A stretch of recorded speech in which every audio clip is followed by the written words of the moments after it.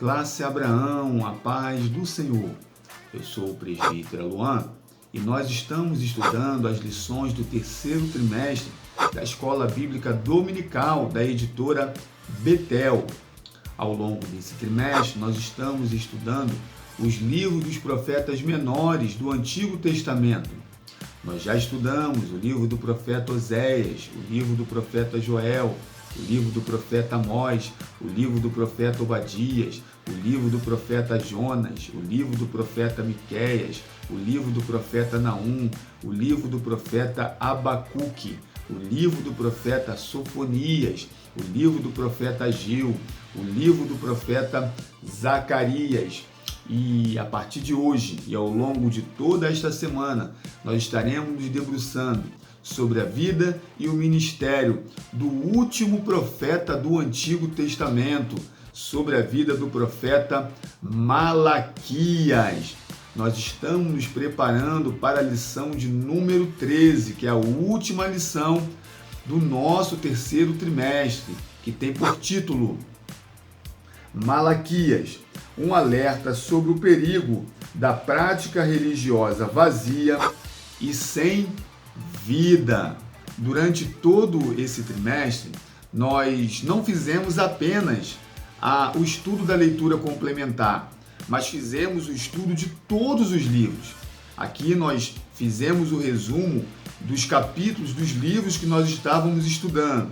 E com o livro do profeta Malaquias, esse último estudo, essa última semana de estudo, também não vai ser diferente. A leitura complementar, orientada para o estudo de hoje, está em Malaquias, do 1 ao 5. E nós vamos ler em nome de Jesus. Sentença pronunciada pelo Senhor contra Israel por meio de Malaquias. O Senhor diz: eu sempre os amei.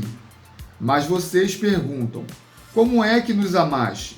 E o Senhor responde: Esaú era irmão de Jacó, mas eu amei Jacó e desprezei a Esaú. Fiz dos montes de Edom uma desolação e dei a sua herança aos chacais do deserto. Se Edom disser: fomos destruídos, mas vamos reconstruir o que está em ruínas, o Senhor dos Exércitos responderá: eles podem até reconstruir, mas eu vou derrubar outra vez, e a terra deles será chamada de terra da maldade, e povo contra quem o Senhor está irado para sempre. Vocês verão isso com os seus olhos e dirão: o Senhor é grande, também fora das fronteiras de Israel.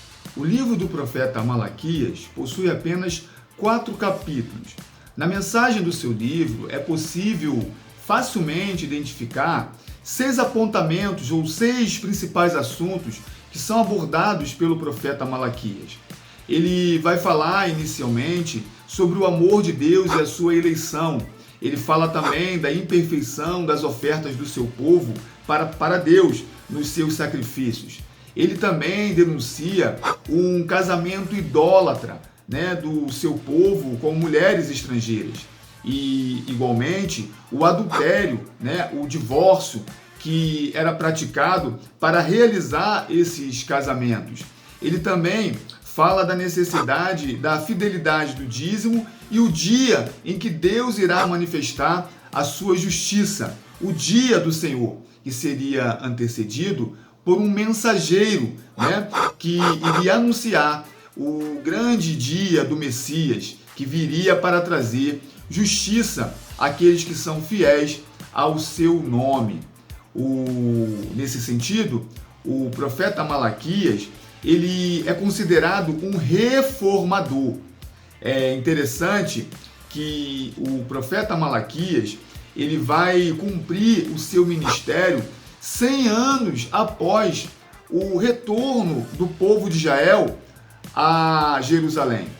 Dentro do estudo que nós estamos fazendo, nós já falamos que o profeta Malaquias, ele vai compor a um grupo dentro dos profetas menores, ou um subgrupo dentro do grupo dos profetas menores, denominado de profetas pós-exílicos.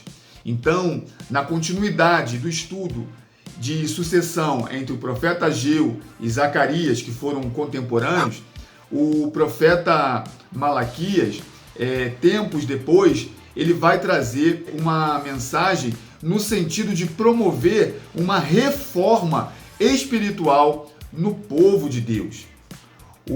Há evidências no livro do profeta Malaquias que coloca o contemporâneo do período em que atuou tanto Esdras como Neemias na reconstrução do muro e na casa do Senhor. Contudo, é possível identificar, até pelos temas que nós já elencamos aqui, os 6 assuntos do livro do profeta Malaquias, que Esdras já havia inaugurado os sacrifícios no templo.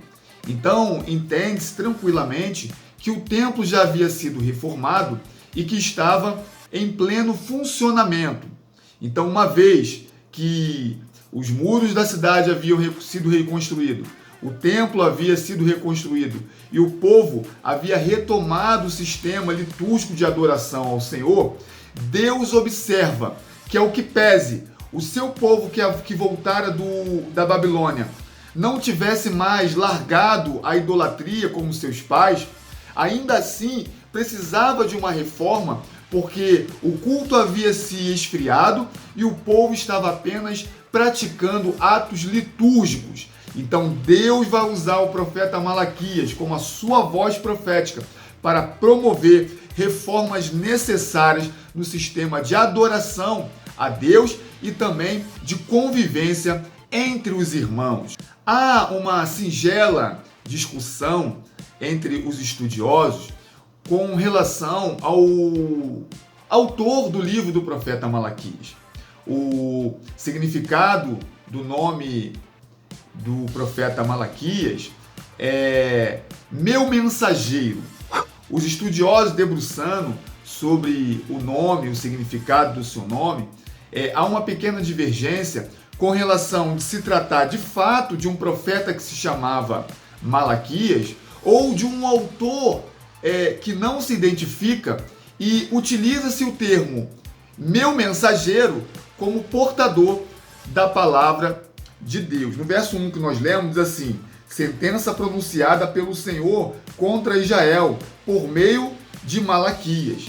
Aos estudiosos que entendem que o autor optou por omitir a sua identidade, esse Malaquias, que está no versículo 1, seria meu mensageiro apenas, como um portador da voz de Deus. Contudo, olhando para os demais livros proféticos, seja dos profetas maiores ou dos profetas menores, nós percebemos que o verso 1 do capítulo 1 do livro segue um padrão adotado por outros profetas.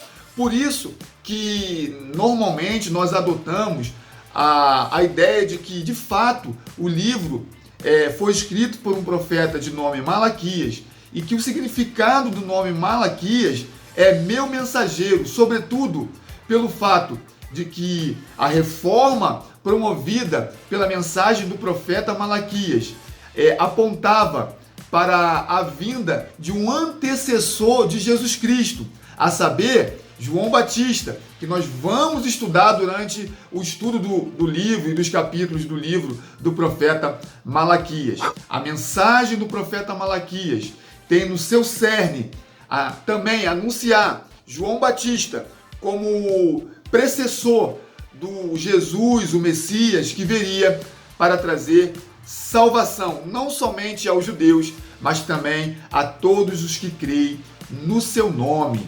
É interessante nós observarmos que o profeta Malaquias vai se referir ao povo de Deus como povo de Israel, 100 anos após o povo de Judá retornar do cativeiro babilônico.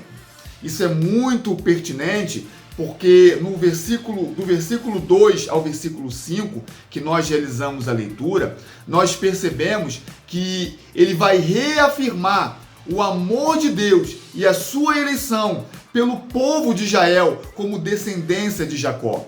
É interessante que ele vai comparar a eleição de Deus por Jacó em detrimento de Esaú, como forma do soberano amor de Deus pelo seu povo. O verso 2 é muito lindo, que ele diz: eu sempre os amei. Independente das adversidades, independente do cativeiro babilônico, independente do que nós ainda hoje possamos estar vivendo na nossa vida secular, essa palavra é uma chama que faz arder em nossos corações.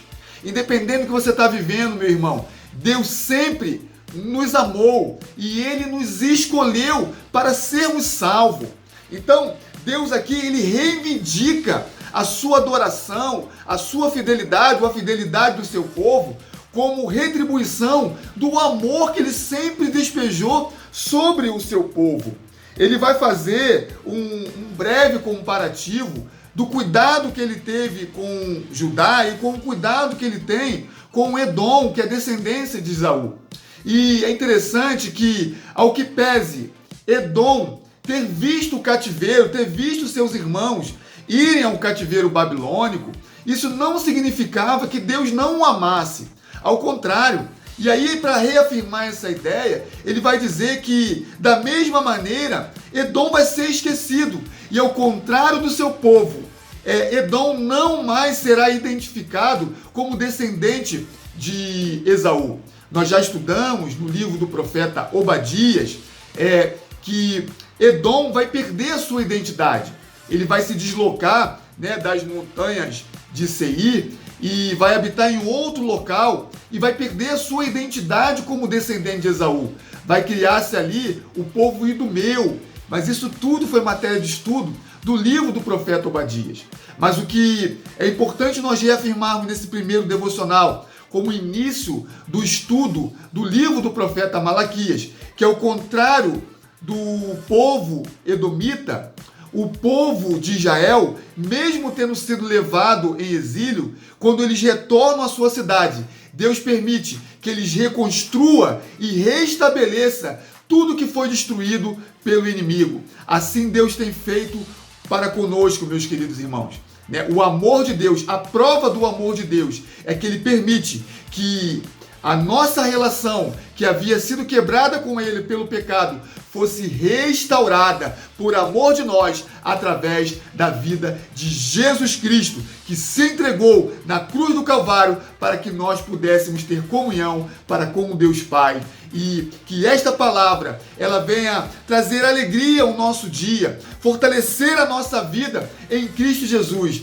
Isso é apenas o início de um livro que é muito associado com a questão dos dízimos, mas no estudo dessa semana nós vamos ver que a mensagem do profeta Malaquias excede em muito o seu tempo e a mensagem do dízimo, trazendo uma mensagem de reforma, não somente para o seu tempo, mas também para os dias de hoje, para que haja um grande avivamento espiritual nas nossas vidas e nas nossas igrejas, no nome de Jesus, querido. Que você tenha uma segunda-feira de bênção e de vitória e que Deus te abençoe.